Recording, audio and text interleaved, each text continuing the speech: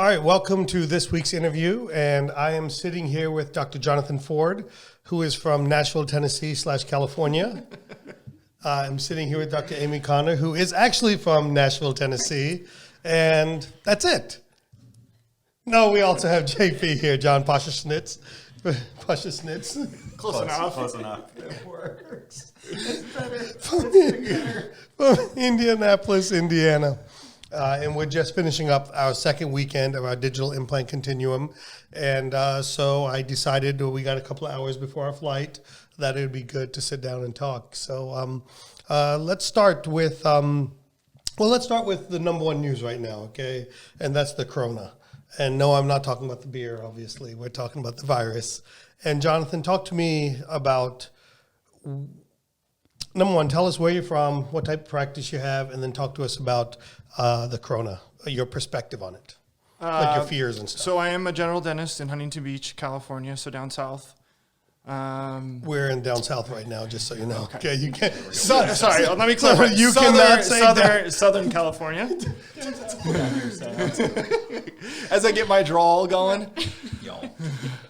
I have an associate. I have a periodontist that work at my practice. How long is your periodontist there for? Once a week, once a month? Every other Wednesday. So every other about week. Twice a month. Twice a month. Okay, great. As far as the coronavirus goes, I think it's just the unknown. Okay. I think we have to look at the health of our staff, the health of our patients. Your team? Yes. Okay. And how we're going to deal with a shutdown if there is possibly a shutdown. So how does that? So when all this started, what was your first thought? My first thought was, one, is it something that we truly have to take seriously? Okay, so in other words, is it real? Is it media hype? Yes. Any of that stuff? Okay, great. Second is, are there any further precautions that we have to take since we have our PPE, protective personal equipment? Are there going to be any protocols that we need to implement above and beyond that? And how we then communicate that to our patients and communicate that to our team members.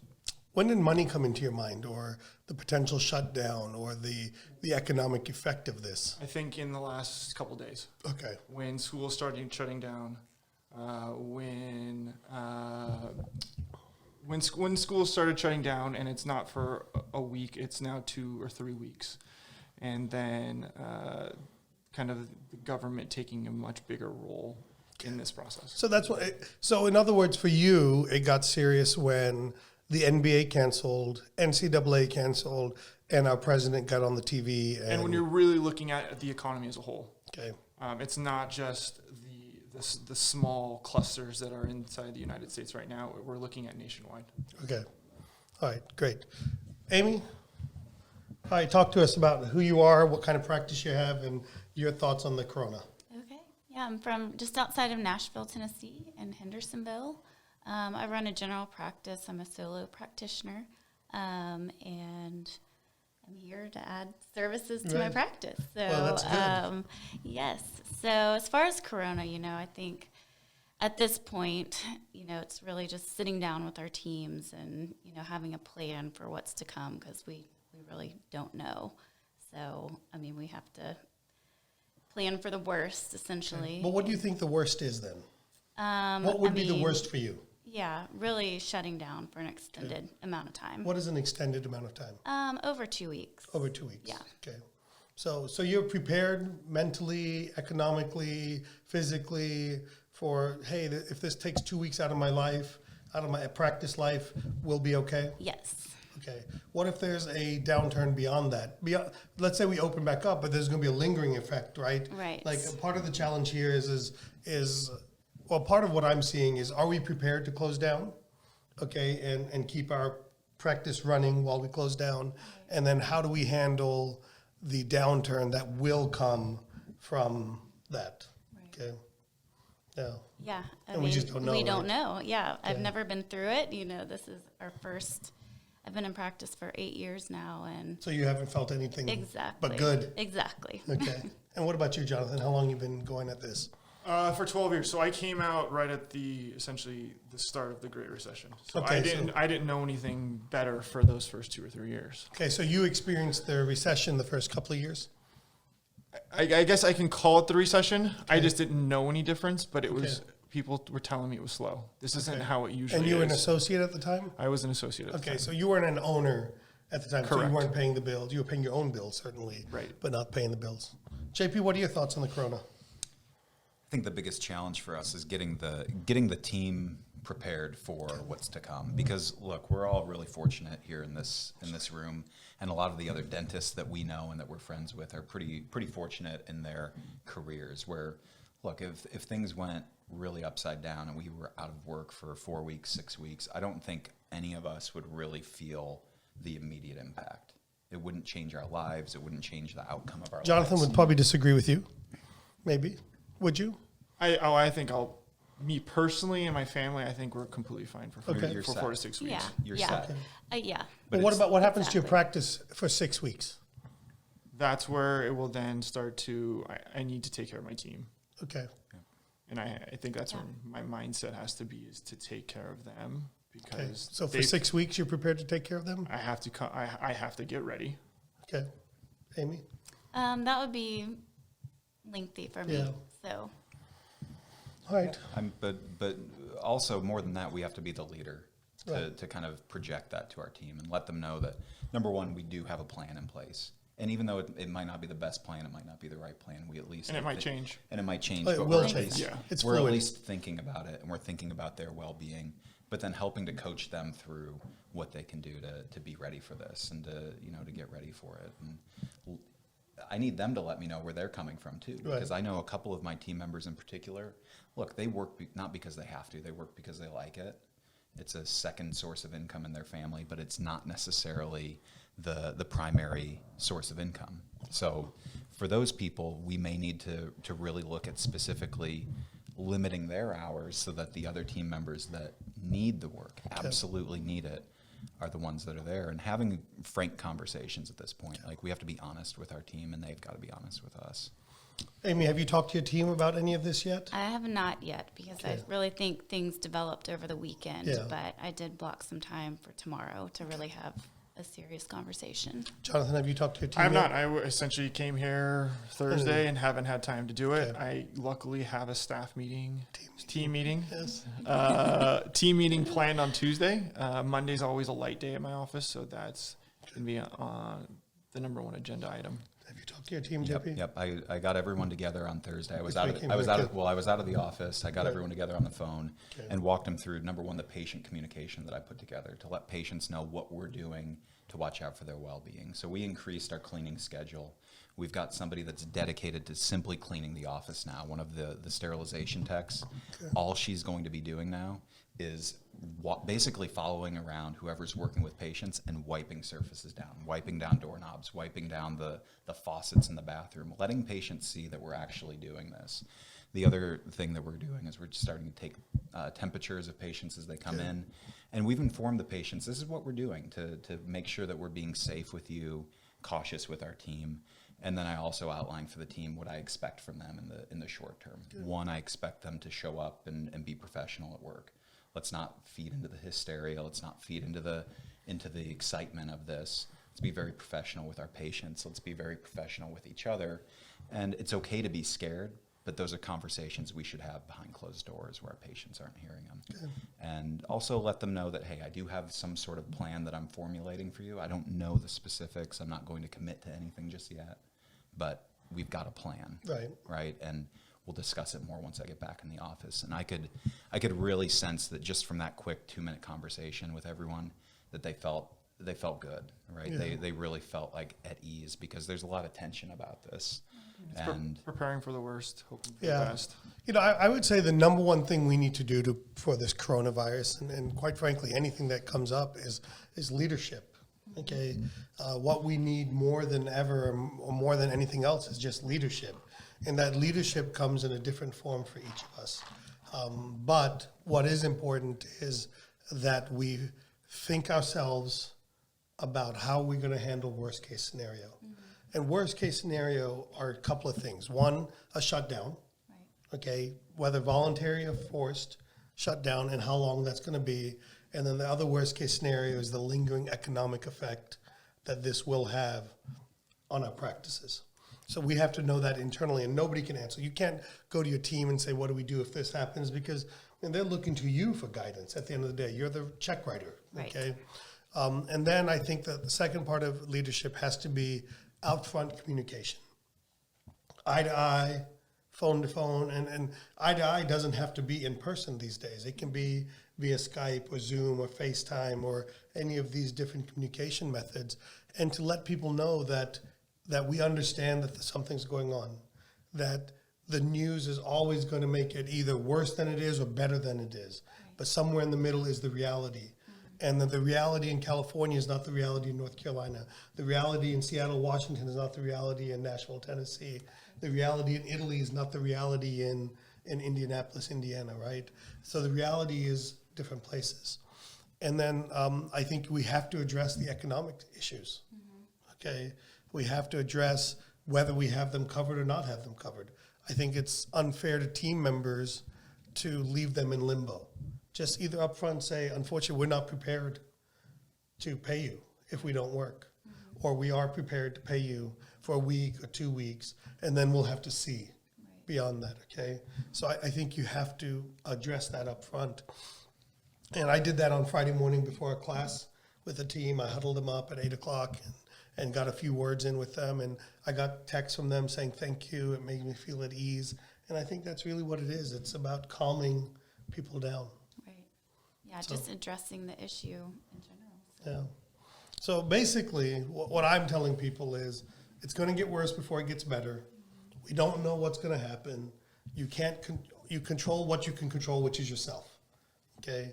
So some of the things that we've talked about this weekend were establishing a line of credit with your bank.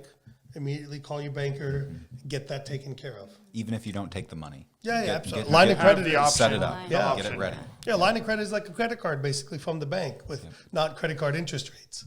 And that could be tied to your home, that could be tied to your practice, that could be tied to some emergency fund that the banks may have. It could be as small as $10,000, $20,000, $30,000, but some type of line of credit. Because, look, at the end of the day, I can dip into my personal savings, but I'll dip into my line of credit with interest before I dip into my personal savings, because that's just how I would recommend to do it and how I want to do it. The other thing we talked about is the cleanliness. Addressing the cleanliness and things like that. The other thing we talked about is adjusting your schedule. Maybe we want to shorten some of our days. Maybe we want to get rid of elective procedures. Maybe we want to get rid of our patients that need simple fillings. I agree with that anyway. Right. But, one of the things I thought about was, for example, I'm booked out 5 weeks, me personally, in the practice. So one of the things I thought about was getting rid of all the filling patients or restorative patients and bringing in my next 5 weeks worth of endo patients. Let's go ahead and get those endos taken care of this week, because I think it's going to get worse before it gets better. So let's get some of that taken care of. Let's push out some of the things that truly can be pushed out and get that taken care of. So I think those are the basic things that we can do to get prepared for the unknown. I think reading into the hysteria is a horrible idea. I think reading the government's going to bail us out. I mean, maybe they will, maybe they won't. But by the time they get around to actually doing it, so far out. I mean, it'll be too late. I mean, it won't fix the short term. And then I think the other thing I want people to do is start thinking in the back of your mind, what is my pivot if things do get worse for an extended period of time? How does my business model have to change? How does my services have to change? So I'll use me as an example. Right now my practice, my personal part of the practice is mainly implants and sleep. So maybe some of that elective spending goes away. So I have to be ready and prepared to pivot back to doing restorative dentistry. Right. Maybe there's some extra team members, as much as I hate thinking about it, talking about it, that, how is that going to affect that? All of these things, while I don't want to verbalize them and while they're not there yet, I want to be ahead of it mentally and thinking about those things. All right. Any more Corona talk? sure there'll be a smattering built in here. All right, Amy, let's start with you. Okay. Amy, tell me what are some, so tell me, you're here for the implant class. Yes. Okay, and you've been practicing for 8 years. Why 8 years? That it took me this long to get in. Yeah. So, well, I bought my cone beam about 3 years ago with the intention of getting into implants right then. Then I merged in another practice. Okay. And was busy with my young kids and just really couldn't get away. So I think time was an issue. Okay. So it's just all time. Yeah. Okay. Good. Jonathan, what about you? You've been practicing 10, 12 years now. I have. I have a periodontist in my office. So I always felt like he was my safety net. Okay. That I could still keep it in-house and still be able to do the keep the implants within the office itself. That was probably the primary reason. The secondary reason is just there's so much that the Sirona workflow, the CEREC workflow, the cone beam to bring on at one time. It's the sleep. Well, first mastering CEREC, second implant restorations, multiple units. Third is for me it was sleep because that wasn't a service we were currently offering, or we had implants. And now my surgeon's getting busy because he's only there a couple times a month. He's booked out several months out, so this was the next transition for me to then keep these procedures in-house. Okay. All right. So it's just a matter of timing. Okay. It's not a lack of desire or a fear There's necessarily. a little bit of fear behind it. It's something I mean, I've never done implants, but I haven't done extractions for 12 years now. You haven't? Or not Okay. major surgical ones. Okay. The periodontally involved we did. Oh, so you take them out with gauze? Yes. Amy, why are you laughing at that? Amy's like, oh, that's Tennessee. Right. Been there. That's Rufus. Yes. Okay. So that was probably the third factor. Okay. How important was the digital workflow for you in implants? Do you think you would do implants non-guided? No. No. I think they're practicing on the models that we've done for the last week, or the last 2 weekends, I should say. There's a lot that goes into planning an implant. There's a lot that goes into knowing where your restoration is going to be. There's a lot that goes into the angulation to make sure you're right, and that's something I didn't want to take on. If I'm going to do it, and I'm going to do it well, I'm going to do it well as a surgeon's going to do it. That's been doing it for 20 years. 25 years. What if you didn't know that you were looking for those things, though? What if you just weren't aware that those were even considerations to take into play, and you just wanted Or to should make be it, considerations. Or should be considerations. We're just trying to make a hole in the bone and get the implant in there. I feel like I knew that was going to be a consideration, and I knew I wanted to do it well. Is your periodontist digital right now? He does not. Okay. So while most of them are great, Yeah, sure. not all of them are great. And there's sometimes where I'm going to have to do But custom they appointments. work. They work. They Yeah, absolutely so I work. want to make sure people understand that if you're off 10, 15 degrees, they work, but they're not ideal. Right. Okay. And I think that's one of the things I've seen over the last, especially in the last 5 or 6 years, we redefined what's acceptable in implant dentistry. You know, We've upped the bar. 100%. The bar is higher. And Absolutely. if I'm going to jump into it, I always like to say I'm going to jump in with both feet. And I'm going to do it just as well as And past the admin Right. phase, right? Designate the crown. Select a tooth. Amy, what's been your biggest surprise in the digital workflow and through the 2 weeks of training? The predictability with it, and that's very important to me. I want as little complications as possible, and that goes with the quality that, we want to be at that level of an oral surgeon or a periodontist that we're used to sending our patients to. So just having technology on our side. Good. JP, any thoughts on that from your end? Well, I'd like to say that I started my journey with the digital workflow in place, but in reality, it wasn't, right? I started placing implants after doing one of the continuums and going through the training and understanding the biology and all of that. But I entered the world in the days of CEREC Guide 1, right? So Which is useless. so way back then, and I mean, we were milling a CEREC Guide 1 or grinding the acrylic of a CEREC Guide 1 the day that our trainer came in to train us how to Right. use a cone beam. So there just weren't the resources available at that point, or if there were, I wasn't aware of them and as aware of them as people could be now. So I've seen the transition that my practice has made since we really adopted the fully digital workflow. What's happened in your practice?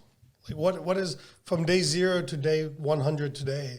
And I know it's been longer than that. Sure. But what is, you say, people say it's changed because like Amy hasn't experienced that yet. Jonathan hasn't experienced that yet to a certain degree. But what can somebody that really dives into implants, leveraging technology that has a relatively mature practice, what do you think they can expect? I've seen the biggest change in the way that we approach pretty much all phases of treatment with our patients, and that's mainly from the team, because with the workflow that we've implemented and made part of our everyday practice, the team is so involved and it's up their game. I mean, I've got assistants now that are basically planning the implants for me, sending an email to me saying, hey, we need your stamp of approval on this, make any changes. They're taking care of the guide fabrication, the guide ordering from the lab, whatever we're doing, printing it, getting it from the lab, ordering the supplies. They're doing all of this. And to me, the biggest change has just been their change in attitude. Right. And it has a trickle-down effect. And it absolutely has a trickle-down effect. In fact, we had a hygienist that joined the practice about 6 months ago. She made it about 2 months, and she realized this wasn't for her because she saw what the assistants were expecting of her in this whole workflow. And it was great. I didn't have to have that conversation with her. It was something that the team helped make happen. And to me, that, although I hate seeing it not work out with someone, I was kind of proud that they would have that much of an impact to be able to affect the people that are in the practice, so that we only have the people that make sense, right? And so that's been the biggest change in the people. The other change has been it's really affected what I'm doing in the practice. And since when I started implants and we were doing, basically restoring a handful every other month here or there from people we're sending out, till today implants probably make up the majority of my personal production in the practice. And it's something that I enjoy doing. It's something that patients come to me to get done. And that really gives me a lot of professional satisfaction too. Well, I think it moves you beyond the commodity stage. Yep. Because at the end of the day, who in this room can't do a filling or a crown, right? But when it comes to full arch implants, there's only 2 of us in this room on this podcast that can do that, right? So that allows us to have an edge. Mm-hmm. Okay, I think that's even more important right now. Right. If we're going to be it'll hitting absolutely. some type of little dip here, I think broadening the amount of services that we can provide definitely help buffer it or exactly, because no matter what happens with this current pandemic and how it shakes out, people are still going to need care. They're still going to need dental implants. They're still going to need to replace teeth.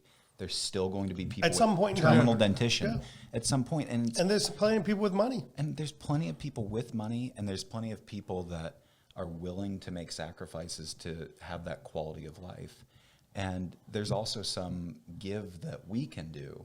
And with the workflows that we're doing and we're teaching, there's a lot of flexibility, right, in our pricing and what we're able to do. So, making guides in the office, making the restorations in the office, it gives us that flexibility to be flexible with patients on what we're charging. And if things get worse, we're going to need to be. I remember Exactly. I remember in 2008 what I had to do. Amy, I want to talk to you about something, if you don't mind.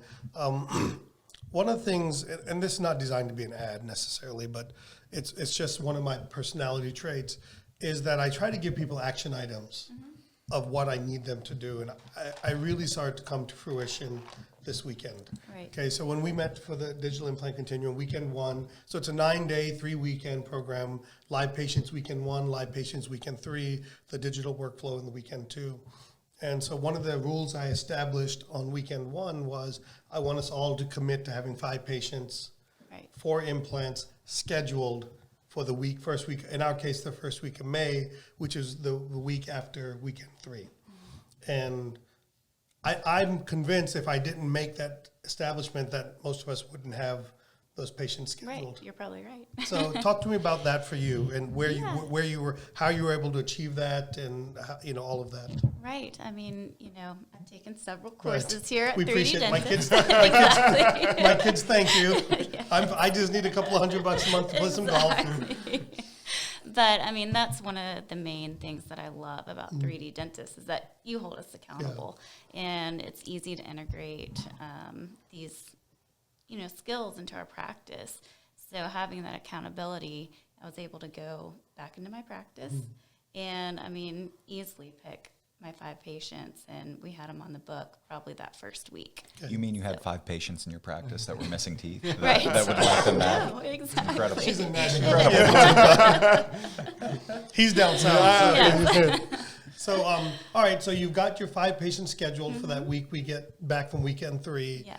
How important do you think it was to actually plan and order your guides for your 5 patients Right. this past weekend? Yeah, I mean, that was a huge portion of it, just having our patients in for their cone beams and their digital impression already. We had them prepared, and, with help planning the actual implant is really going to give me a confidence boost when I'm actually placing them with that Right, guide. and having a couple of eyes look at it and say, hey, you might not want to do this one, or Exactly. you should do this one, or maybe this is what you should watch out on this one.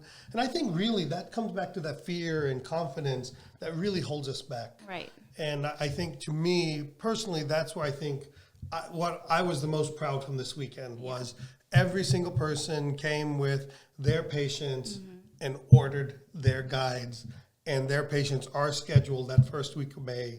So we know that our attendees are going to go back and barring all the other stuff that is going on, are going to actually have everything ready Right. to place their first 5 implants, which is awesome. And obviously then the next weekend we're going to come in and do it on the patients we provide for you.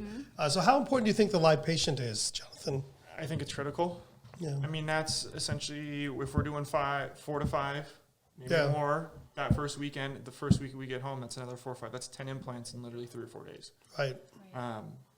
All with the digital workflow, I think that was key. Yeah, and I harped on it with you guys, and you've heard me before. Is if you don't do this the first couple of weeks you get back, it's just not going to work.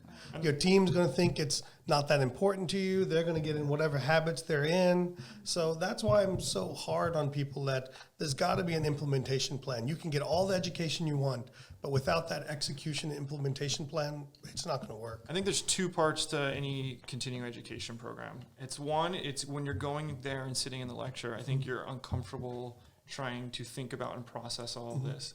And then I also think it's then implementing and the accountability. I don't get the accountability anywhere else.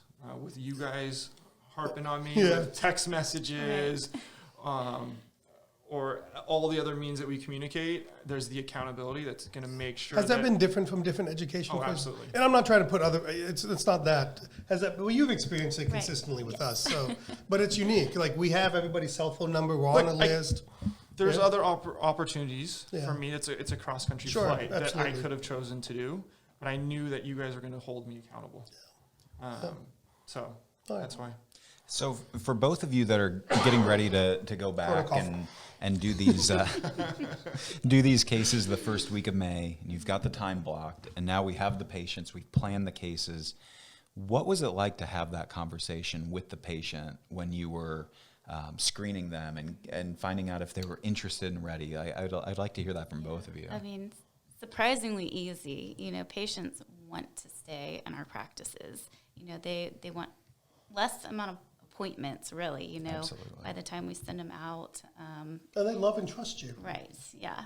So, I really didn't have to say too much. Just Did any of them ask you how many have you done? Not at all. Did any of them okay with you them being your quote unquote guinea pigs? Not at all. Not an issue. No. I mean, a lot of them, it was something they probably couldn't afford. Okay. And I definitely offered them a significant discount. And in some cases, I'm doing it for free. Some of them I'm doing it on an old assistant of mine. Mm-hmm. So it's that when I said discount, the light bulb went off. And that's just an investment. That's just part of the continuing education. Right. It's exactly, I Yeah. put it into my kind of CE investment bank.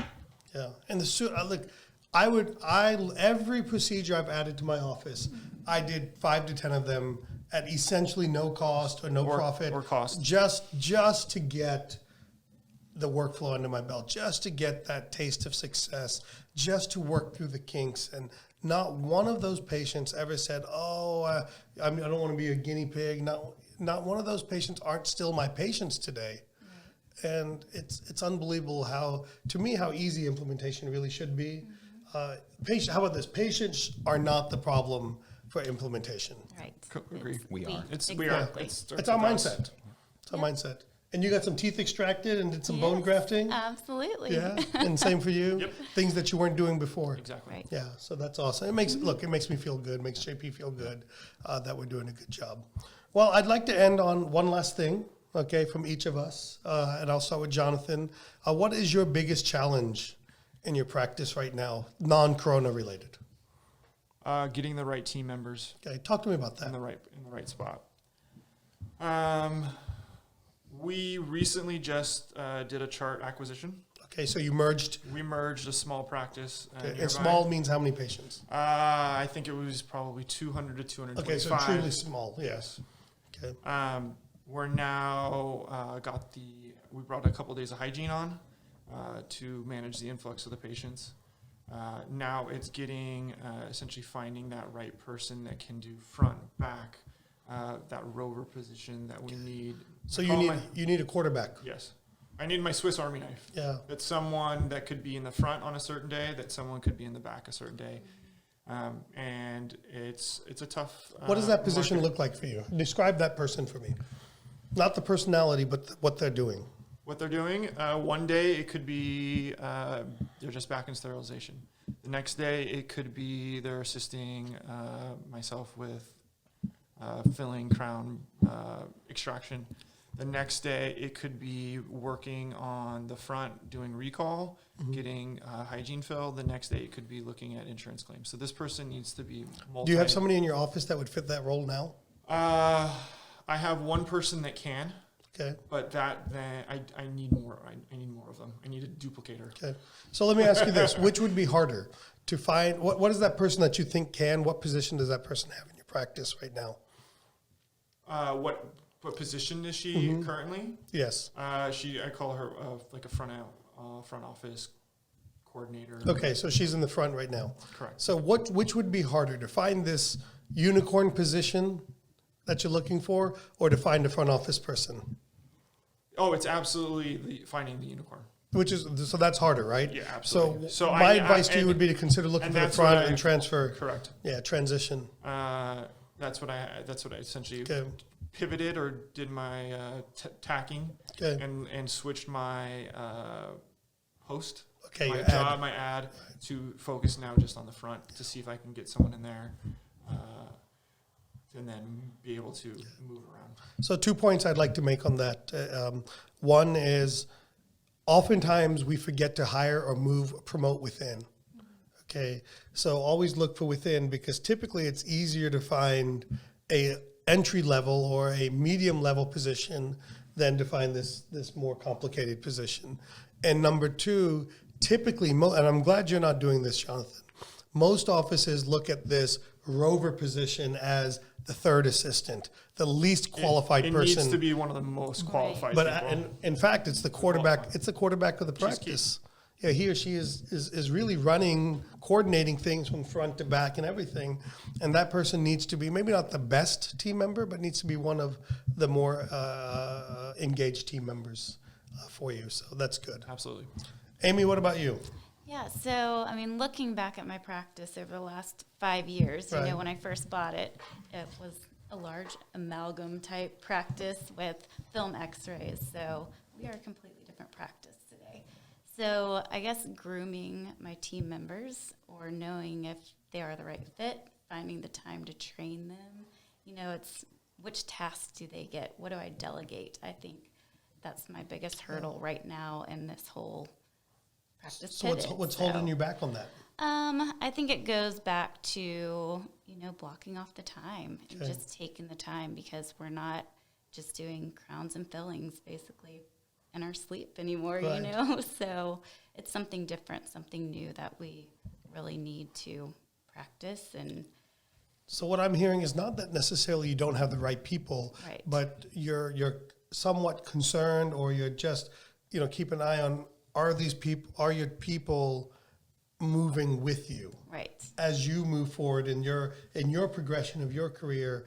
Are your team members, and what it sounds like is they've gone from the amalgam practice to where you're at, and they've made that transition pretty well. Yes. For the most part. We've talked about one before, Right. but for the most part, they've made that transition, and this is not the end of the road for you, right? right, So are those team members going to continue to make that transition? right, And my biggest pointer I'd give to you that we've talked about in the past is having that conversation with your team members. Just what's up in life, how's life going, how can I help you, Right. and getting that somewhat personal connection with them, because it's amazing when you get people talking, they'll tell you things that will be like, oh, okay. Right. Like JP mentioned that some of his team members don't necessarily need the money, right? Nobody volunteers that information to you, Right. correct? Usually you learn that through some level of conversation, and that's super important. So, yeah, that's awesome. Have you seen a lot of change in your practice in the last 18 months, Amy? yes. Yeah. I like Amy's statement, and I'm going to talk for her a little bit here, but when I first met Amy, her biggest challenge, we had a hard time figuring out her challenge, number one. Took a little bit of time there. But she wasn't money motivated necessarily. She just wanted to see less patients. But at the same time, we don't want to make less money necessarily. We may be willing to in the short period of time. But I'm so proud of how much progress Amy's made. You're seeing less patients now? Absolutely. Yeah, you're Yes. doing the same or more production? Yeah, about the same, About the same. and just feel so much more in control. Yeah. So, And you're taking a little bit more time off? yeah, Yeah. So to me, often we think of growth just as an economic growth. But for Amy, there's a different level of growth. Because when she slowed down her practice, that's why she's ready for implants now. Right. She wasn't ready 18 months ago. No. And her production is the same. But she's seeing 20% or 25% less patients. And that comes from really fundamental things like taking photographs, having conversations, giving patients a chance to say yes to the best, learning to block and tackle our schedule, to prioritize the things that we like to do and to put off the things we don't like to do. So many simple things like that make such a big difference. absolutely. Yeah, congratulations. I'm proud of you, Well, Amy. thank you. I'm not You've been proud a of you, big- Jonathan. You've been a big Not part yet. of it. Not yet. Thank you. Not yet. You got to get past the admin phase. JP, what's going on in your practice? Oh man, our biggest challenge right now is finding time to work on the practice. Over the last 7 months, I've made a pretty big transition professionally from this multiple practice DSO orchestra that I was leading, Establish, yeah. and now paired back to one practice or two practices, hopefully soon one practice. It's really put me back clinical full time, which has been awesome. It's been great. I didn't realize how much I missed seeing patients and taking care of patients and taking care of the team. But the downside to that is I've essentially been cleaning up the practice, and we've seen crazy levels of success, and it's almost in spite of the lack of attention I'm giving to the business of the practice. Well, it also makes you understand why private equity is all in our business, because we can be mediocre and do unbelievably well. It's But, great. but when you got back in your practice, I think the biggest eye opener for you was what in the world was going on. Exactly. And so making the time that I need to spend on the practice and developing my team members even more is really a struggle right now. And What's holding you back from making that time? Is it me? It's quite possibly you and the time I'm spending down here. No, you know what it is? I have a hard time saying no. Okay. Right? I have a really hard time saying no to patient needs and can we squeeze this in? And, even though I've got it blocked on my schedule that JP is not doing anything for the next 3 hours, I'm going to work on this system or I'm going to work on our note templates. Like that's been hanging over my head for 6 months and I haven't got to it because every time that I have the time blocked, something comes up, right? A patient needs something, a team member needs something. Well, something always comes up. And it's always going to come up, Yeah. but it's really, it's me. And I don't know, maybe this recent development here is going to help me find the time that I need to spend on the practice. And really that's what I think we all can do with this time that we may have away from our practice. Let's not doom and gloom and mope around. Let's read some books. Let's celebrate the opportunity. Let's learn something that we can do to make our business better and our team better and our patients' lives better, because there's a lot of things that we're all missing. Let's get in and organize. Let's get in and go through our supply closet. Absolutely. Let's get in and go through our charts. Let's get in and let's establish that, hey, by July, either this is going to be fixed or we're in a world of hurt, right? Yep. So let's get on the recall list and call our patients, say, hey, we assume by July things are going to be back to normal. Let's get you back on the books. Let's call some of these things. Let's call insurance companies and get our AR down. Let's get our standing claims down. The people that have the money are the insurance companies. Let's work them and get it taken care of. Let's learn some medical billing and go back for the last 6 months that we're able to bill and get some of that done. There is so much opportunity of doing our practice even when we're not seeing patients. I would argue there's as much opportunity, and set yourself up to really skyrocket regardless of what the economy around us is doing. And there's no shortage of things to do to make things better in our practice. Yep. Well, Amy, thank you so much for being on. Well, I appreciate it. You made our panel look a lot better today. Aw. Except for me, That's right. This side of the table is struggling. for sure. Hey, Jonathan, I do want to ask you, what was the most exciting part of this weekend for you? Non-clinical. Was it Bojangles? Was it Bojan? Or was it F45? Which one? Amy, which one was for you? Oh, I think it was dessert last night.